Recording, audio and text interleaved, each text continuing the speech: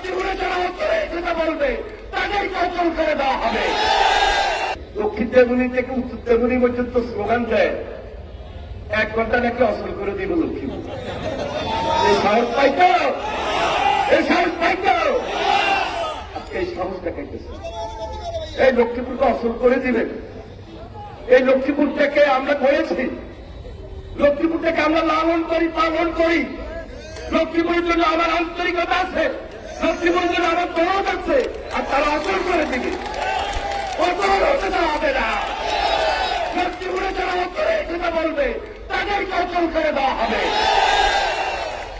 আমরা চেয়ার শুনি, আমরা চ্যালেঞ্জ দিতে জানি, আমরা ওই হুইলচেয়ারকে ভয় পাই না। আজকে তিনি বলেন লক্ষ্মীপুরকে অচল করে দিবেন, তিনি নাকি লক্ষ্মীপুরে পৌর নির্বাচন করবেন, তিনি লক্ষ্মীপুরে পৌর নির্বাচন করবেন। এই জন্য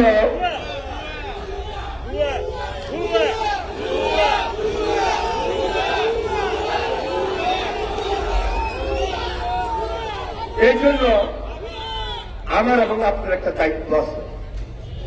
আমাদের আবার কেউ কেউ বলতে পারেন যে 5 মাস হয়েছে কই পিসাব এখনো কিছু পাই না। পাইছেন? পান নাই? পান নাই? জেলে যাইতে হয়, মামলা আছে, হামলা আছে, অত্যাচার আছে, নির্যাতন আছে। তারেক রহমানের নেতৃত্বে পাইছেন না? মাত্র 5 মাস। এটাকে একটা স্বাভাবিক প্রক্রিয়া। স্বাভাবিক প্রক্রিয়ায় যদি তারেক রহমান আগামী 5টা বছর দায়িত্বটা পালন করে, পালন করার সুযোগটা দেন, তার হাতটাকে আমি আপনি যদি সহযোগিতা করে শক্তিশালী রাখি, গণতন্ত্রের ভিতটা শক্তিশালী হবে না?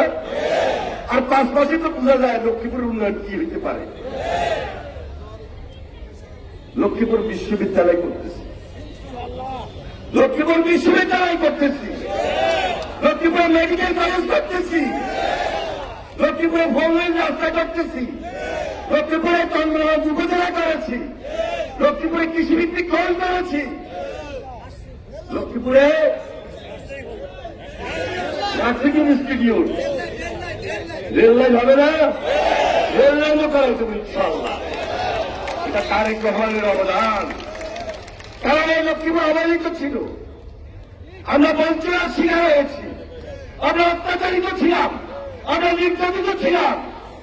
যার কারণে আজকে তারেক রহমানের যেমন দায়িত্ব, আমাদেরও তেমন দায়িত্ব আপনাদের জন্য, for the people, for Lakshmipur, লক্ষ্মীপুরের মানুষের জন্য আরো যদি যা যা করতে হয় করার জন্য প্রস্তুত আছি।